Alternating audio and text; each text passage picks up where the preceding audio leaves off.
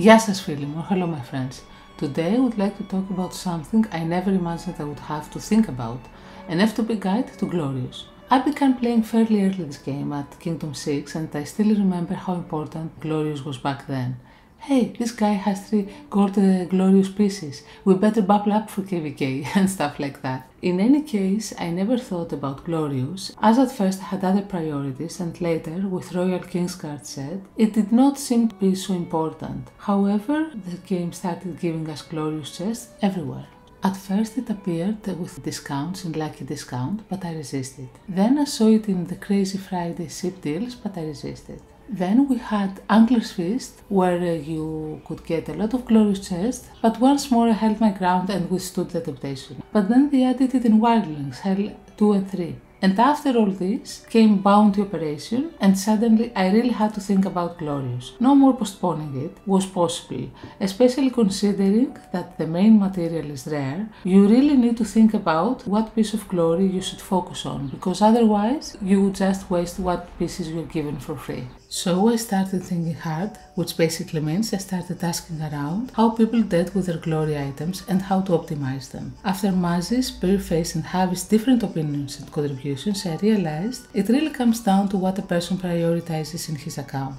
First way to look at it is the Javi way. If you believe attack is worth twice the health and you want to improve your PvP stats, you need to look no further than the Glorious jewels. Depending on your troop type, you choose a jewel. For example, so I'm looking at the Trinket. The Trinket, if you get it to gold, it has 24% inf attack and 16% total attack, so you get a total of 40% attack. If you look at gear that we already have, the best thing to replace would probably be this item, because now I have it with 54 inf health, but if I get it to red, it will go to 69%. So what you are really deciding is if you prefer to have 69% of infantry health or 40% of attack. So this is the Javi way. Second way is the Maz way. If you are a fan of the RTS mode, for example like Siege of Winterfell, All Out of War, and you really want to improve your speed and you are willing to sacrifice stats to do that, the Glory Sword is the way to go for it, as it offers you up to 30% marching speed, which is kind of insane considering the Ironborn marching skin also gives you a 30%. So this is really a vast improvement of the speed that you have. And imagine if, for example, you are Cav, you will be literally impossible to catch up with, and if you have one of the slower troop types like Pierce or Inf, you will get some desperately needed speed. Third way is the Chris way, aka the wrong way.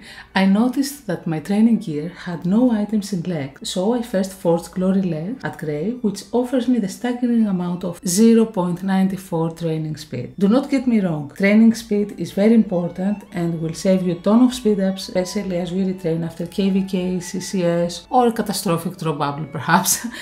But the glory items will give you training speed if you get them to gold up to 15%, and this is great. But consider this, we have now the refinement which allows to have training speed, we have the gears, we have the set, I even have a Raymond for training speed at 4 stars. So all these items, they really add up to something, so I don't think training speed is something that we really need and we have no other way to get it from. So unless you really just want to max your training speed for your own reasons, I would suggest that perhaps training speed is not the way to go. Last is the patient way, and the even more patient way. This is for you who do not think a glory jewel offers more than your red gear, for those who do not want to sacrifice stats for speed, and those who definitely do not want to have just more training speed. In this case, you can go after the collection bonus. As collection bonus starts at blue, you can see why I call it the patient way. If you go after the collection bonus of the glory jewels, you have only 3 items to upgrade, but have the bonus. If you go for the gear, it is 5 items, and considering 5 items are worth twice what the 3 items are, in a way this is the better way, because you get the boost in your totals. At blue it's 1.8, 3 for purple and 5 for gold if you go for the jewels, or 3.6 at blue for the glory gear,